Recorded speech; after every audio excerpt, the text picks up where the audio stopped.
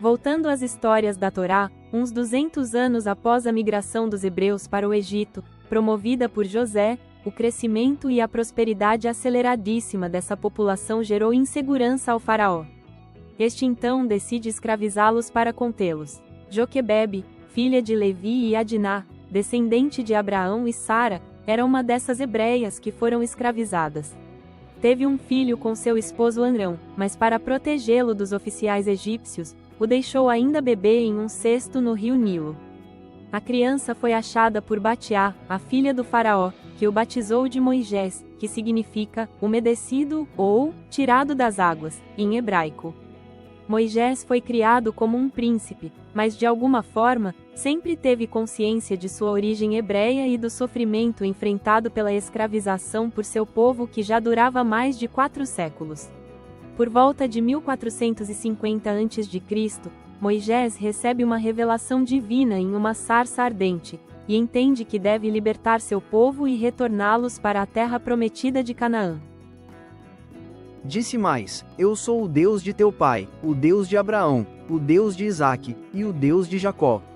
E Moisés encobriu o seu rosto, porque temeu olhar para Deus. Portanto desci para livrá-lo da mão dos egípcios, e para fazê-lo subir daquela terra, a uma terra boa e larga, a uma terra que mana leite e mel, ao lugar do Cananeu, e do Eteu, e do Amorreu, e do Perizeu, e do Eveu, e do Jebuseu. E agora, eis que o clamor dos filhos de Israel é vindo a mim, e também tenho visto a opressão com que os egípcios os oprimem. Vem agora, pois, e eu te enviarei a Faraó para que tires o meu povo, os filhos de Israel, do Egito. E disse Deus a Moisés: Eu sou o que sou. Disse mais: Assim dirás aos filhos de Israel: Eu sou, me enviou a vós. Nessa caminhada de volta pelo deserto, chamada Êxodo, que durou 40 anos, Moisés tem mais uma revelação divina no Monte Sinai, onde recebe do próprio Deus 2 tábuas de pedra com 10 mandamentos. Torna-se então o profeta legislador do judaísmo. E deu a Moisés, quando acabou de falar com ele no Monte Sinai, as 2 tábuas do testemunho, tábuas de pedra, escritas pelo dedo de Deus.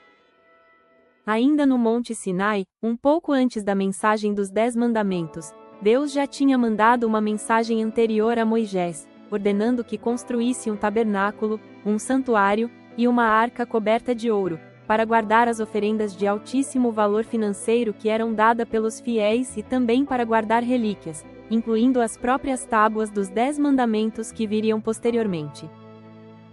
Então falou o Senhor a Moisés, dizendo: Fala aos filhos de Israel, que me tragam uma oferta alçada.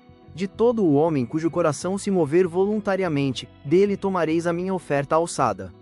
E esta é a oferta alçada que recebereis deles: ouro, e prata, e cobre, e me farão um santuário, e habitarei no meio deles.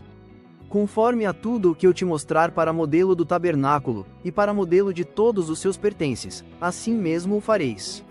Também farão uma arca de madeira de acácia, o seu comprimento será de 2 côvados e meio. E cobri-la-á de ouro puro, por dentro e por fora a cobrirás, e farás sobre ela uma coroa de ouro ao redor. Depois porás na arca o testemunho, que eu te darei. Ao chegar na planície de Moabe, atual Jordânia, Deus mais uma vez fala com Moisés e o avisa que ele poderá ver a terra prometida, Canaã, atual Cisjordânia, mas não entrará nela. Moisés então morre no Monte Nebo, em Moabe. Então, das campinas de Moabe, Moisés subiu ao Monte Nebo, ao topo do Pisga, em frente de Jericó. Ali o Senhor lhe mostrou a terra toda, de Gileade a Dan, toda a região de Naphtali, o território de Efraim e Manassés, toda a terra de Judá até o mar ocidental. E o Senhor lhe disse: Esta é a terra que prometi, sob juramento a Abraão, a Isaque e a Jacó, quando lhes disse: Eu a darei a seus descendentes. Permite que você a visse com os seus próprios olhos, mas você não atravessará o rio, não entrará naquela terra. Moisés, o servo do Senhor, morreu ali em Moabe, como o Senhor dissera. Ele o sepultou em Moabe, no vale que fica diante de Bet-peor, mas até hoje ninguém sabe onde está o seu túmulo. Moisés tinha 120 anos de idade quando morreu, todavia, nem os seus olhos nem o seu vigor se enfraqueceram. Todo egípcio da época de Moisés, 1450 a.C., conhecia bem o julgamento de Osíris, que continha os dizeres da confissão negativa, o feitiço 125 do Livro dos Mortos egípcio, e também conhecida como as 42 leis da deusa Maat. Essas leis eram como mandamentos para os egípcios, no entanto internalizadas por eles como parte natural de sua cultura, e não como obrigações a serem obedecidas por temor aos deuses. As leis da deusa Maat deveriam ser proferidas como declaração de inocência durante o tribunal de Osíris, de acordo com o Livro dos Mortos, ou melhor chamado de Livro do Surgimento do Dia. Lei 1. Ó, grande viajante, que vem de Heliópolis, eu não cometi pecado. Lei 2. Ó, abraçador de fogo, que vem de Car-Arra, eu não cometi roubo com violência. Lei 3. Ó, grande nariz, que vem de Hermópolis, eu não furtei. Lei 4. Ó, perigoso, que vem de Quernete, eu não matei homens e mulheres. Lei 8. Ó, quebra-ossos, que vieste de Heracleópolis, eu não proferi mentiras. Lei 11. Ó, QRRT, que vieste de Amenté, eu não cometi adultério. Lei 37. Ó, Uat-Requite, que vieste de Sal, eu não blasfemei a Deus. O artefato mais antigo que contém integralmente estas 42 leis é o Papiro de Ani, escrito e desenhado pelo escriba Ani, por volta de 1300 a.C., retratando sua própria morte, encontrado em 1888 em uma tumba na cidade de Luxor, no Egito. Hoje encontra-se em exposição no Museu Britânico em Londres. Já o artefato mais antigo que faz referência aos 10 mandamentos de Moisés encontra-se nos manuscritos do Mar Morto, no pergaminho 4Q41, datado do século II a.C. Hoje está em posse do Museu de Israel. Esse pergaminho contém o Deuteronômio, o quinto livro da Torá, com o Decálogo de Moisés.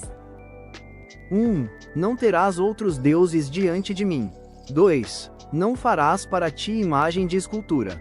3. Não tomarás em vão o nome do Senhor teu Deus. 4. Lembra-te do dia do sábado, para o santificar. 5. Honra a teu pai e a tua mãe. 6. Não matarás. 7. Não cometerás adultério. 8. Não furtarás. 9. Não levantarás falso testemunho contra o teu próximo. 10. Não cobiçarás a casa do teu próximo, nem a mulher do teu próximo, nem seu escravo, nem sua escrava, nem seu boi, nem seu jumento, nem coisa alguma que pertença ao teu próximo. Os rolos de pergaminho em couro de ovelha, chamados de manuscritos do Mar Morto, foram encontrados casualmente por beduínos árabes em 1947. Estavam extremamente bem escondidos e armazenados na Caverna 4, próximo à antiga cidade de Qumran, atual Cisjordânia, nas margens do Mar Morto. Uma região desértica, montanhosa e muito árida, o que auxilia muito na preservação de artefatos arqueológicos. Os mais de 1000 artefatos encontrados em 11 cavernas, foram colecionados e armazenados pelos ascéticos judeus essênios, que viverão em Qumran do século II a.C. até 70 d.C., quando foram dizimados pelo Império Romano. Artefatos muito importantes foram encontrados em Qumran, como por exemplo, o Grande Rolo de Isaías, 1Q-Isa, a Regra da Comunidade dos Essênios, 1Q-S, o Livro de Enoque, o Pergaminho do Templo de Jerusalém, 1Q-T, dentre vários outros. Observe a seguir, a história do rei Sargão da Acádia, o pai da Enheduanna, que reinou a Suméria de 2270 a.C. a 2215 a.C. Esse é um texto teoricamente autobiográfico cuja reprodução foi datada do século VII a.C., encontrada disseminada em artefatos sumérios antigos. Minha cidade é Azupirano, que se situa às margens do Eufrates. Minha mãe, a alta sacerdotisa, me concebeu, em segredo me pariu. Colocou-me numa cesta de juncos, e selou-o com betume. Colocou-me no rio, que se elevou sobre mim, e me carregou a aqui, o carregador de água. Aqui, o carregador de água, me aceitou como seu filho e me criou. Aqui, o carregador de água, me nomeou como seu jardineiro. Enquanto eu era um jardineiro, Estar me concedeu seu amor, e por 4 anos eu exerci o reinado. Ibn Ezra, um famoso rabino medieval do século XII, já reconhecia a autoria não mosaica do Pentateuco, ou seja, ele já dizia que Moisés não escreveu os 5 primeiros livros da Torá, que são Gênesis, Êxodo, Levítico, Números e Deuteronômio. Ele, e suas referências prévias, já tinham consciência que várias passagens da Bíblia hebraica são contraditórias, de vários estilos diferentes e outras só poderiam ter sido escritas por alguém de épocas muito posteriores a Moisés, o que chamamos de anacronismo bíblico. Se você puder compreender o mistério por trás das seguintes passagens problemáticas, os 12 versículos finais deste livro, isto é, Deuteronômio 34, de 1 a 12, descrevendo a morte de Moisés, você entenderá a verdade. Se atualmente uma fake news pode ser gerada e espalhada rapidamente com muita facilidade, imagine na antiguidade. O que é fato e o que é lendário sobre todas essas histórias sagradas, pode ser facilmente checado em qualquer aplicativo de inteligência artificial que temos disponível hoje em dia. Ao mesmo tempo que os aplicativos de inteligência artificial podem servir para nos enganar e nos manipular, gerando deepfakes superrealistas, a mesma tecnologia pode também servir para desmentir essas mesmas desinformações. A resposta a seguir, por exemplo, foi gerada automaticamente por inteligência artificial da Google, o Google Gemini.